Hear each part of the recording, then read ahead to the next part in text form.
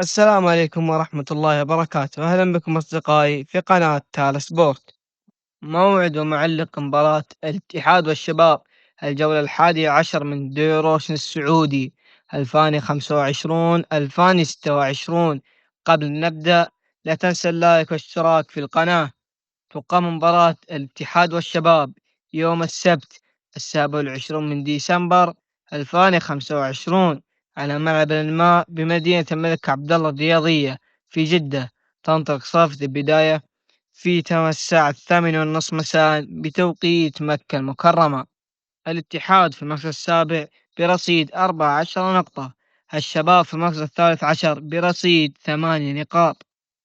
القنوات الناقلة لمباراة الاتحاد والشباب قنوات 8 فضائية، ومعلق المباراة مشاري القرني. الله يعطيكم العافية أصدقاء تالا سبورت، لا تنسون اللايك والاشتراك في القناة وتفعيل الجرس